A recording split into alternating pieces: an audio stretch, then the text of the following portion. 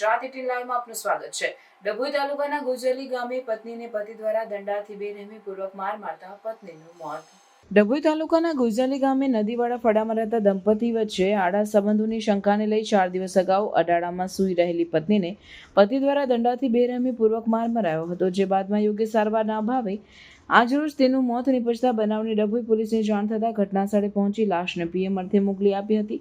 હત્યાના ગુનાની ફરિયાદના આધારે આરોપીને ઝડપી કસ્ટડી ભેગો કરાયો છે।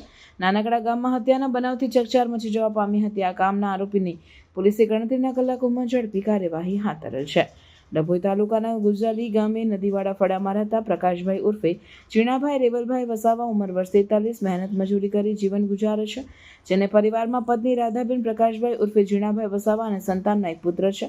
દંપતી વચ્ચે અવારનવાર શંકાસ્પદ બાબતોને લઈ ઝઘડા થતા હતા।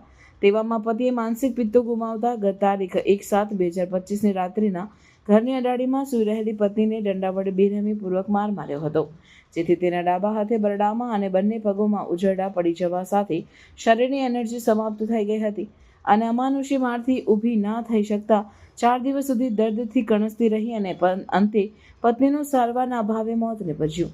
બનાવની જાણ ગામ લોકોને થયા બાદ પોલીસ સુધી પહોંચી હતી, જેથી ગોજાલી ગામે જઈ ડીવાયએસપી આકાશ પટેલ, પીઆઈ ઝાલા સહિત પોલીસ સ્ટાફ ગોજાલી દોડી ગયા હતા અને લાશનો કબજો મેળવી પીએમ અર્થે ડભોઈ રેફરલ હોસ્પિટલમાં મોકલી આપી ફરિયાદ આધારે પતિ સામે હત્યાનો ગુનો નોંધી આગળની તપાસ હાથ ધરેલ છે।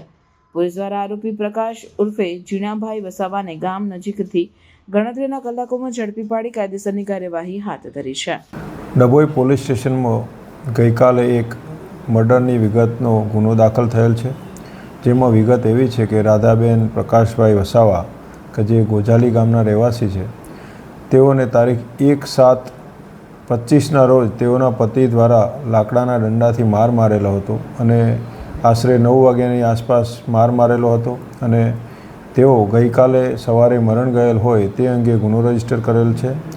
આ રાધાબેનને ગામના જ એક અન્ય સાથે આડા સંબંધો હોવાના શકવેમ આધારે તેમના પતિએ 1 તારીખે તેમને માર મારેલ હતી અને કોઈ સારવાર આપેલ ન હતી અને ઘરમાં જ રાખેલા હતા અને ગઈકાલે મરણ જતાં તેઓના પતિ વિરુદ્ધમાં મર્ડરનો ગુનો દાખલ કરવામાં આવેલ છે અને હાલ આગળની તપાસ ચાલુ છે અને આ ગુનાના કામે આરોપી પ્રકાશ વસાવા નાઓને આજ રોજ આ ગુનાના કામે અટક કરવામાં આવેલ છે અને હાલ આ બંનેનું પણ પેનલ દ્વારા પીએમ કરાવી અને આગળની કાર્યવાહી તપાસ ચાલુ છે।